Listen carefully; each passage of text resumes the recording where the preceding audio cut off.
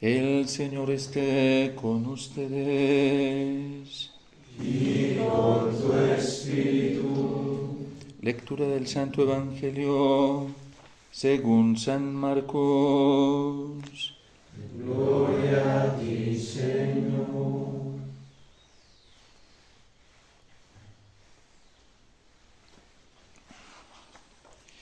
En aquel tiempo Jesús comenzó a hablar en parábolas a los sumos sacerdotes, a los escribas y a los ancianos, y les dijo: un hombre plantó una viña, la rodeó con una cerca, cavó un lagar, construyó una torre para el vigilante, se la alquiló a unos viñadores y se fue de viaje al extranjero. A su tiempo les envió a los viñadores un criado para recoger su parte del fruto de la viña. Ellos se apoderaron de él, lo golpearon y lo devolvieron sin nada. Les envió otro criado, pero ellos lo descabalaron y lo insultaron. Volvió a enviarles a otro y lo mataron. Les envió otros muchos y lo golpearon o lo mataron. Ya solo le queda por enviar a uno, su hijo querido, y finalmente también se lo envió pensando: a mi hijo sí lo respetarán. Pero al verlo llegar, aquellos viñadores se dijeron: este es el heredero, vamos a matarlo y la herencia será nuestra. Se apoderaron de él, lo mataron y arrojaron su cuerpo fuera de la viña. ¿Qué hará entonces el dueño de la viña? Vendrá y acabará con esos viñadores y dará la viña a otros. ¿Acaso no han leído en las Escrituras: la piedra que desecharon los constructores es ahora la piedra angular? Esto es obra de la mano del Señor, es un milagro patente. Entonces los sumos sacerdotes, los escribas y los ancianos quisieron apoderarse de Jesús, porque se dieron cuenta de que por ellos había dicho aquella parábola. Pero le tuvieron miedo a la multitud, dejaron a Jesús y se fueron de allí. Palabra del Señor. Gloria a ti, Señor Jesús.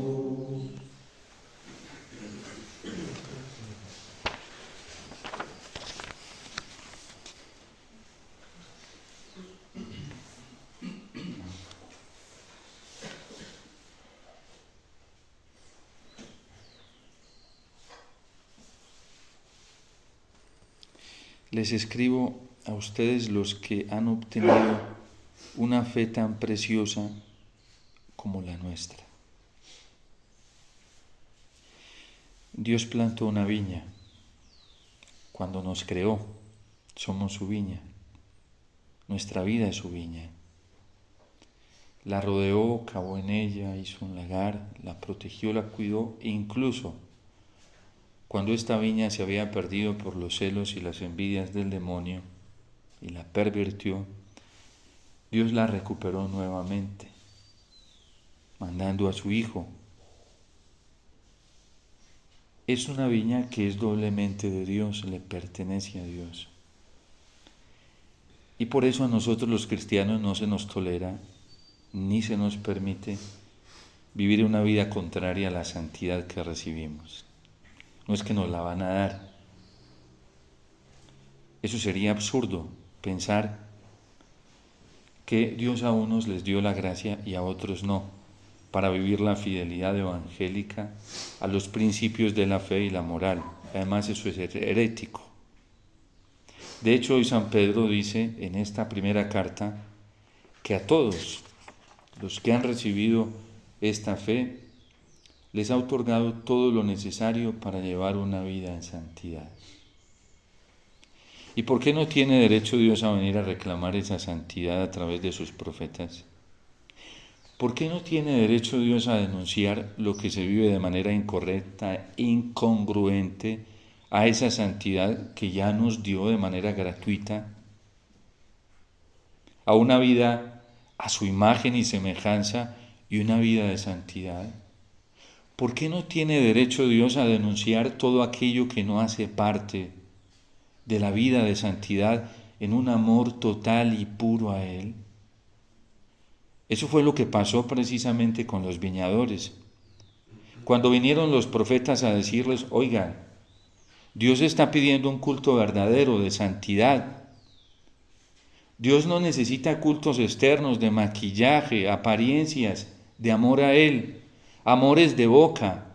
No, necesita amor del corazón y no lo están viviendo. Y entonces comenzaron a perseguirlos y a desacreditarlos, como le pasó a Carlos Luangwa y sus compañeros en África, que fueron muy bien recibidos y aceptados por el imperio para la evangelización y comenzaron a obtener muchas conversiones,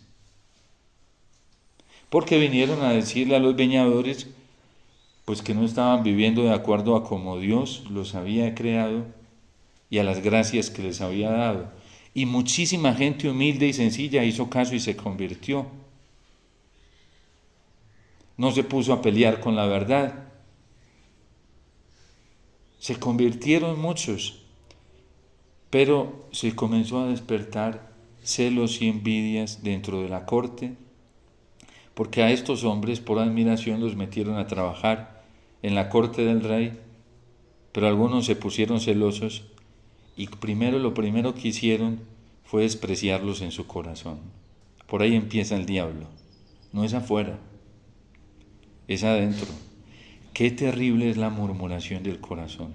Eso es un veneno.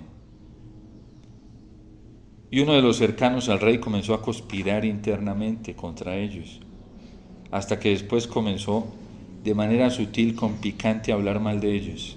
Una sutileza, y después ya de manera directa. Y los puso como enemigos del emperador, y el emperador los sacrificó. Y hoy son mártires, testigos de la fe. Además, porque al rey le incomodaba las exigencias de la moral cristiana que ellos predicaban con tanta radicalidad. Porque él traficaba con eso, o traficaba no, para él no era un tráfico, simplemente se dedicaba al comercio de esclavos y ellos le dijeron eso es inmoral. Pasó lo mismo con los siervos del dueño de la viña, que mandó a sus profetas a decirle a los sacerdotes, a los reyes, no fue a la gente de afuera. Dios no mandó a los profetas a predicarle a los egipcios, ¿sí?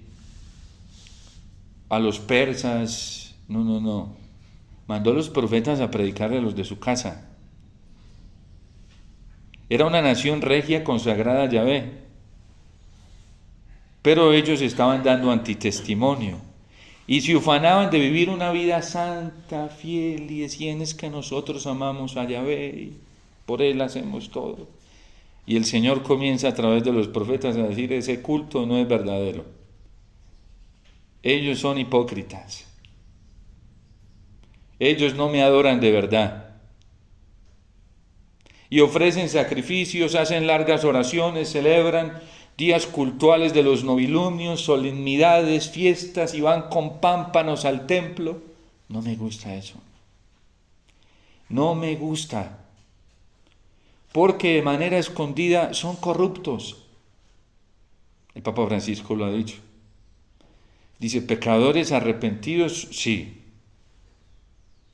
pero corruptos no. Y él dice, lo explica de una manera muy sencilla. ¿Cuáles son los corruptos? Maquillaje por fuera, de santidad, de impecabilidad, de culto, de rito, y por dentro la malicia en el pecado. Y dice, corruptos no, y dice muy fuerte, dice, a los corruptos no los acepta Dios. Dice el Papa Francisco, el Papa de la Misericordia. Una persona que le da culto a Dios externamente dice que lo ama, interiormente lo ofende, faltándole a los mandamientos. Eso se llama hipocresía. porque uno tiene que ser y parecer. Y por eso los profetas vinieron a reclamar de la viña eso, congruencia. Y se fastidiaron, como se fastidiaron con Jesús. Y les contó esta parábola. Cristo utilizó la parábola para que la entendieran. Porque de repente se utilizaban muchos argumentos. No, eso se volvía un debate inacabable, ¿sí? Porque cuando una persona está ciega y tiene la conciencia tan cauterizada, usted puede llevarle 100 libros, puede mostrarle con plastilina, no, al contrario, cada vez se va a empeñar más en su ceguera, y el diablo es tan astuto que le da una capacidad intelectual de defender esos errores. ¿Saben que los herejes eran los más inteligentes? Es una cosa impresionante. Todo empezó porque vivían una vida incoherente interiormente. Muchos de los herejes no eran fieles a los mandamientos, les costaba. Y la infidelidad que vivían los llevó a defender intelectualmente el error hasta separar las dos naturalezas de Cristo.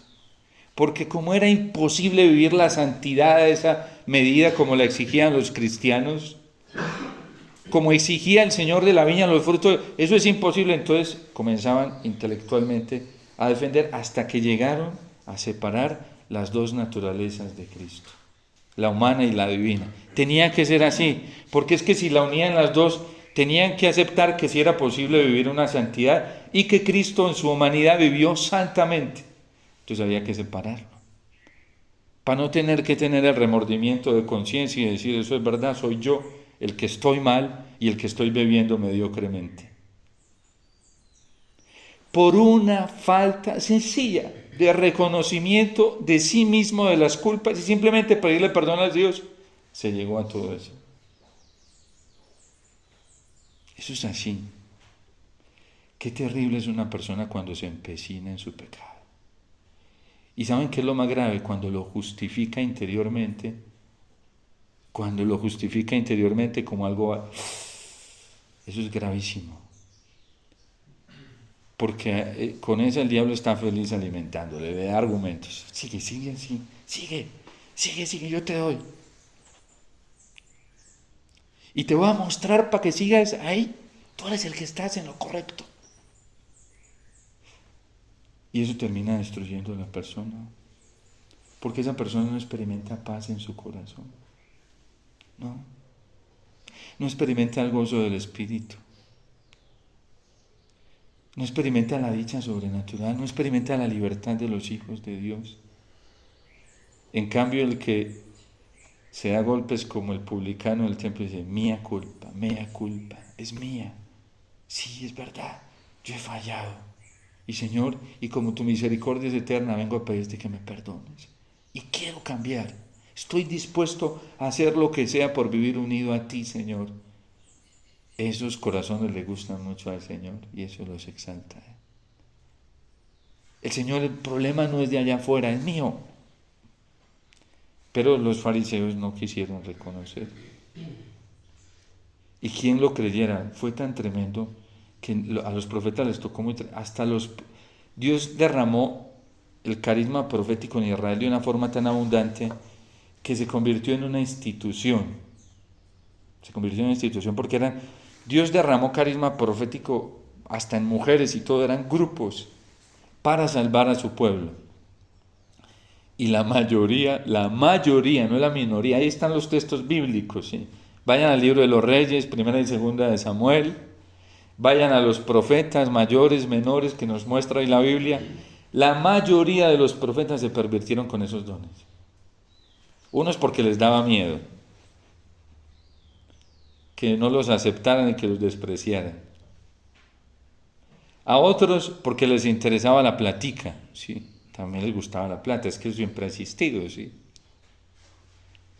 Y son buenos los beneficios económicos, entonces si me pongo acá al rey que es el que maneja todo y tiene el poder económico y a la gente noble que son, me pongo a decirle estas cosas, pues pierdo algunos beneficios para mí, ¿sí?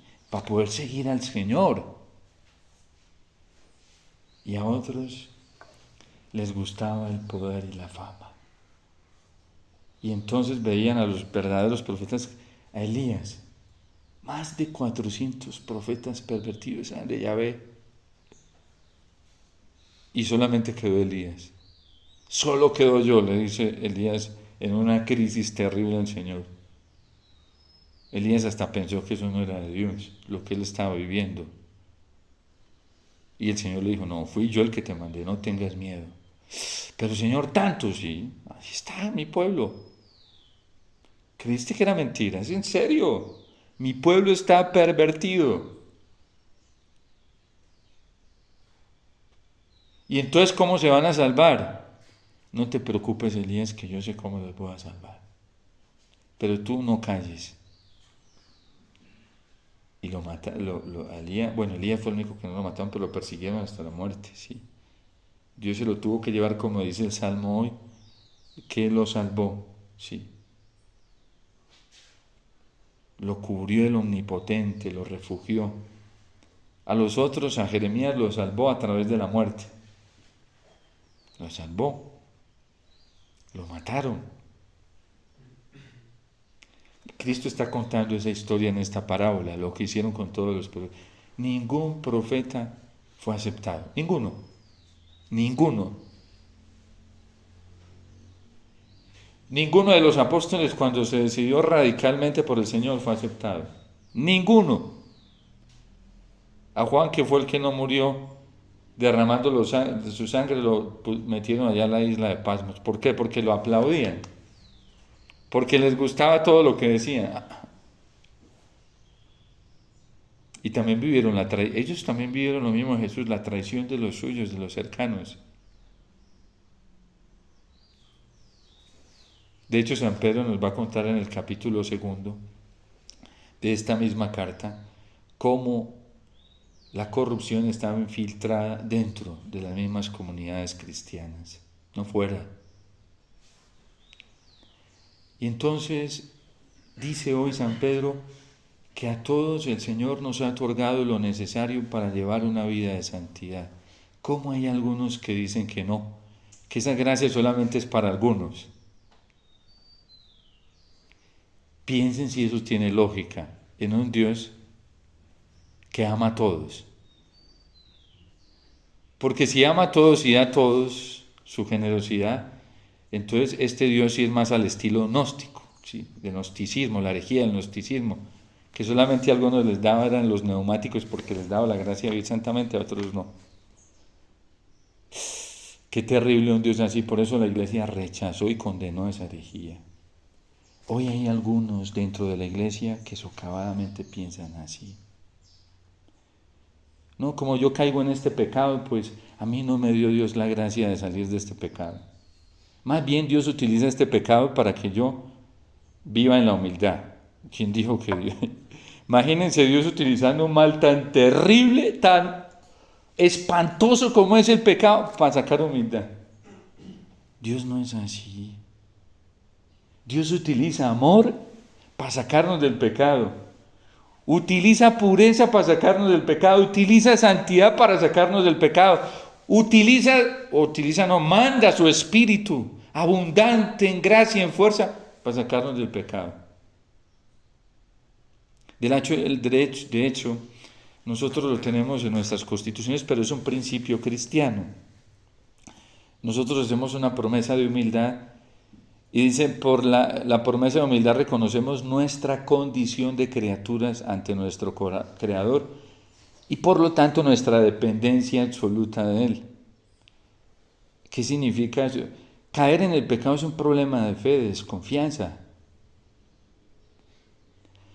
Cuando uno vive esclavo de los pecados es porque no cree que la gracia de Dios es suficiente para no caer. Eso es así de sencillo. ¿Quién no cae? El que le cree a Dios que es posible. Señor, estoy siendo tentado, pero yo creo firmemente que tu gracia, no lo está diciendo hoy el salmista. Di al Señor, tú eres mi refugio y fortaleza, tú eres mi Dios y en ti confío. Puesto que tú me amas y me conoces, y dice el Señor, entonces dice el salmista dice al que confía en Él, dice, yo te libraré y te pondré a salvo. Nosotros no fuimos destinados para el pecado, eso es falso, eso es herético. Y como hoy hay dentro de la iglesia algunos dañando la sana orientación de conciencia de la gente, de los humildes, pervirtiéndolos. Y dice San Pedro, otro agravante que dice San Pedro acá, positivo, digo agravante positivo, dice,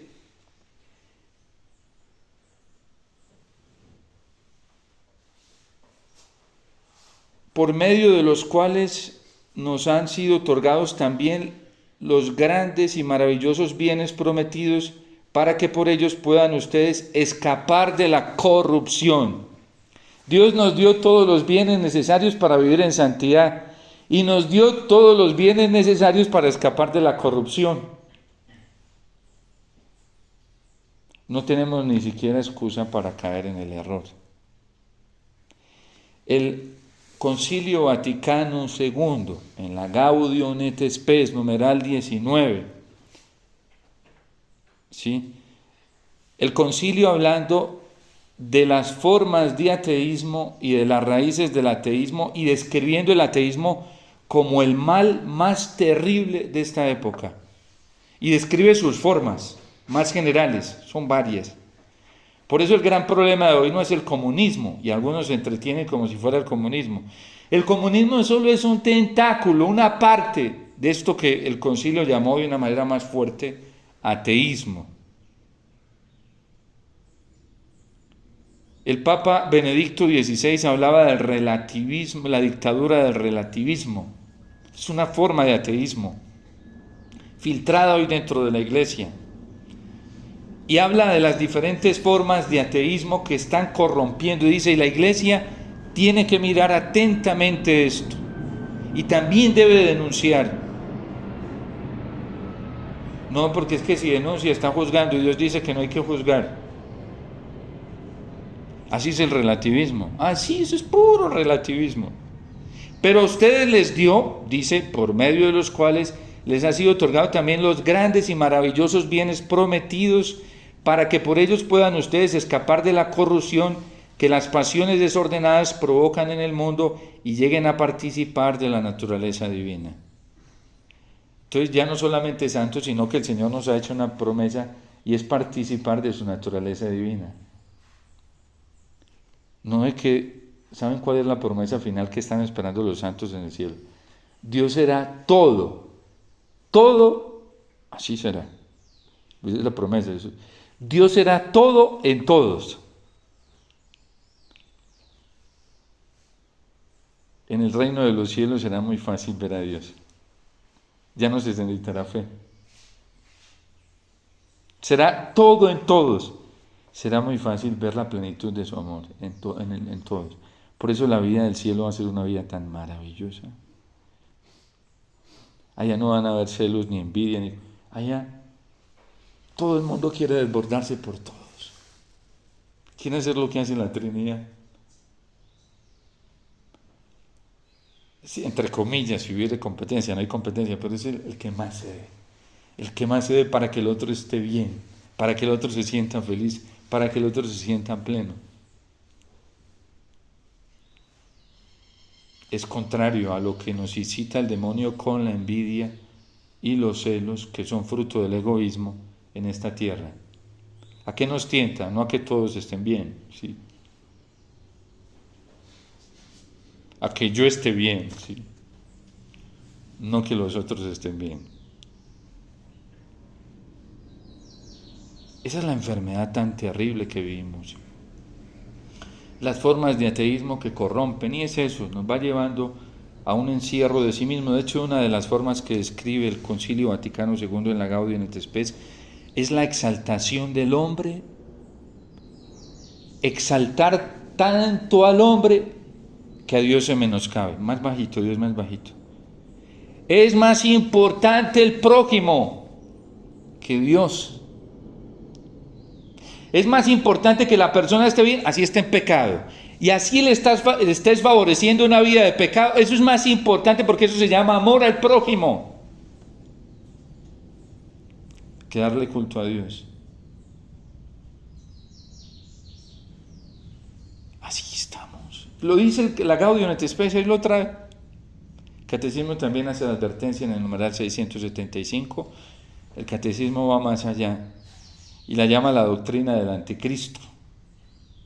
El Papa Benedicto XVI fue mucho más allá y dice que esta doctrina ya está imperando en este mundo. En el 2018 lo dijo en una entrevista concedida a su biógrafo oficial Peter Sewell, publicado en la última biografía que él publicó de Benedicto XVI, en los últimos capítulos, hablando en esta entrevista, lo dice Benedicto XVI. Por el prójimo hay que hacer lo que sea, así esté en pecado, no importa. Lo importante es salvarlo. ¿Y cómo lo salvo? Exaltándolo. Así tenga que dejar de ir a misa por el prójimo, no importa. Así tenga que hacer eso, porque primero el prójimo, después Dios. Son formas de ateísmo que están dañando y corrompiendo así. Lo que pasa es que al concilio, algunos que lo citan se aprovechan de la ignorancia del pueblo católico que no conoce el concilio y lo socavan y lo interpretan a su manera, y entre ellos pastores de la iglesia, sacerdotes, obispos, cardenales. Y es verdad, eso no es mentira, es en serio. Ahí está el Papa Francisco, no ha admitido, incluso para este sínodo que viene, cómo se van socavando, y ahí le está tocando poner las cosas bien claras, porque se da cuenta cómo algunos se van aprovechando del sínodo para trastocar las cosas. Pero el Papa Francisco mismo lo ha evidenciado y lo ha dicho. Y ha sido muy valiente, porque cuando se da cuenta de esas cosas va y se les mete de frente, ¿sí?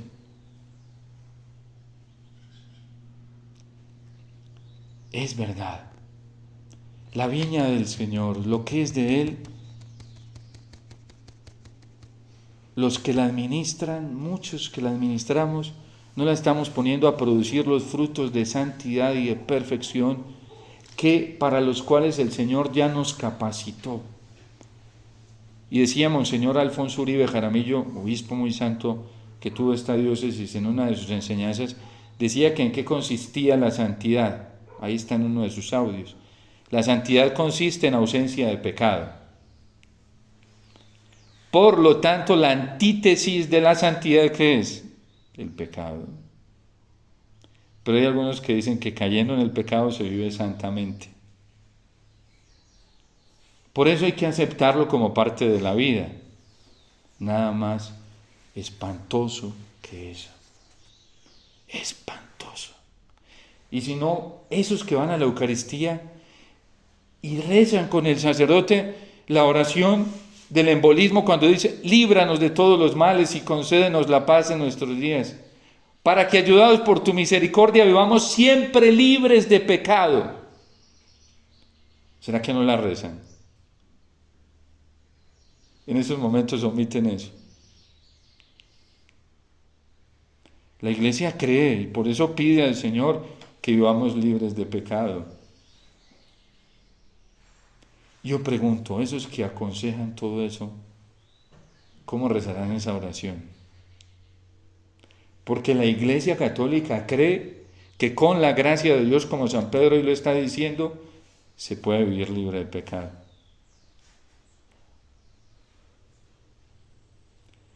El que no cree y defiende ya esos ya pobrecitos, pobres hermanos nuestros, hombres y mujeres, hermanos nuestros en Cristo, que defienden eso ya han dejado corromper su conciencia. Y por eso mandó a su Hijo a ver si de pronto, haciendo lo que su Hijo hizo, le hacíamos caso. Vino a demostrarnos, asumiendo la naturaleza humana, que el hombre puede, con la gracia de Dios, vivir sin caer en el pecado. Busquen en Cristo un solo pecado. Llevan 2000 años intentando demostrar que Cristo pecó y nada. Todavía, hasta ahorita, después de que ya está demostrado, y algunos osados se atreven, ¿sí?, hablar de que Cristo sí cayó en algunas banalidades, ¿sí? Y por eso no lo dicen públicamente, pero se lo admiten en su vida. Dicen, no, Cristo sí se admitió esto. Lo que pasa es que eso no lo dicen para no escandalizar a la gente, ¿sí?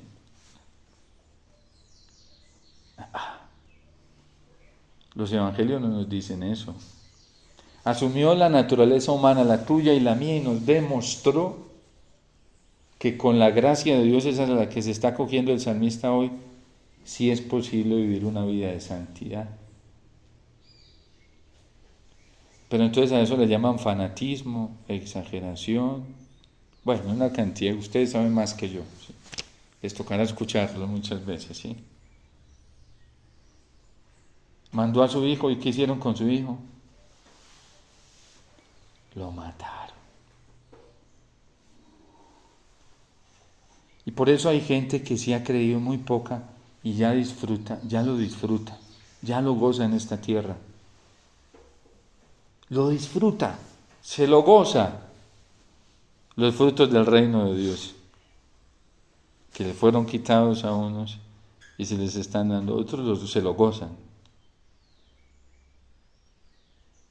Como Carlos Luango y sus compañeros. Algunos le dijeron, vean, más bien, no se pongan a hablar así ante el rey, no se pongan a decir esas cosas que los van a matar. No, es que quien dijo que para nosotros eso es un tormento, va a ser una bendición. Estamos listos para morir por la fe, esta fe tan hermosa que el Señor nos dio. Y termino con esto, dice la Gaudium et Spes, que no están sin culpa. Lo dice claramente, que no están sin culpa aquellos que defienden esas posturas ateístas, de manera directa o indirecta, porque ahí lo dice también la Gaudium et Spes. En su forma general son dos formas de ateísmo.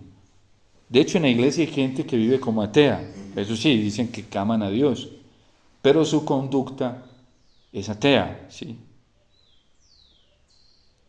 Porque es el ateísmo, no creer en las gracias de Dios.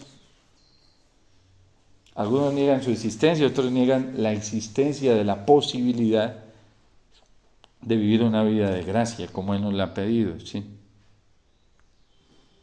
Y dice que a qué se debe eso, tres cosas, las causas de ese ateísmo. Dice, no solamente son responsables muchos externamente de enseñar estas cosas, sino nosotros los cristianos también, por la deficiencia religiosa, y dice, no está sin responsabilidad en esta culpa la religión cristiana, por no exponer la fe y los contenidos, preocuparse por la educación de la fe, y por una inadecuada exposición del contenido de la fe. Y una tercera cosa, antitestimonio, que es un escándalo penoso y horrible. El Papa Benedicto XVI, cuando habló, siendo un hombre de una mansedumbre, de una serenidad, de una misericordia, cuando habló de las causas de abusos a menores de parte de sacerdotes, citó una cosa muy impactante y fue el texto del Evangelio cuando dice el Señor, hay de aquellos que generan escándalo. Más les valdría que le amarraran, y lo cita él. Y dice, y el escándalo no es solamente, Cristo no le está refiriendo bíblicamente a los niños pequeñitos. San Pablo habla de cuidar a los débiles en la fe y no darles escándalo. Y el Papa Benedicto se refiere a eso. ¿Cuántas veces cuando enseñamos una cosa inadecuadamente de la fe, sin basarnos en el magisterio de la Iglesia, antes de ir a decirlo, a pronunciarlo, cuántas veces dañamos corazones? Por imponer nuestros propios criterios, lo que a nosotros nos parece, sin ir a verificar el magisterio de la Iglesia, una exposición inadecuada de la fe. Eso hace mucho daño y genera escándalo. ¿Y cuántas veces el antitestimonio, nuestras incoherencias de decir que amamos a Dios con todo nuestro corazón, y llevamos una vida doble, una moral doble, de manera externa impecables, y en la vida interna cometiendo faltas gravísimas. Razón tiene el Señor de venir a llamarnos a la conversión. Razón tiene el Señor de venir a decirle a la iglesia en estos momentos que necesita conversión. Una mujer muy valiente, iba a terminar con lo otro, pero voy a decir esto, para no hacer caso omiso. En el sínodo de la familia fue invitada, le dieron unos 3 minutos creo, para intervenir ante el Papa y los cardenales y los obispos allí. A los obispos y a los cardenales les daban más tiempo, a los laicos menos. Y citando a Fátima, dijo: Santo Padre, señores cardenales, obispos, participantes de este sínodo, la solución para la familia es la conversión. Escuchemos esas invitaciones que el Señor nos dice: conviértete. Y a eso vino a llamarnos el Señor, a la conversión. Muchas gracias. Valiente.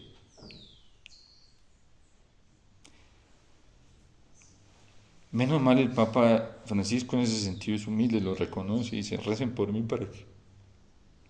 Y cuando se la embarra, reconoce también. Pidámosle al Señor la gracia de los pequeños, de los sencillos, de los humildes. Que el llamado a la conversión no es un insulto ni una ofensa, es un regalo estupendo y maravilloso de la misericordia del Señor que nos ama tanto. El llamado a la conversión, cuando es aceptado, se convierte en una experiencia de cielo en esta tierra. ¿Y quién no necesita? Todos necesitamos poder venir a la Eucaristía como un necesitado de misericordia, necesitados de su amor y del perdón de nuestras culpas y pecados, y saber que por nosotros se entrega al Señor es la experiencia más estupenda que nos puede suceder. Todos necesitamos cambio y necesitamos conversión.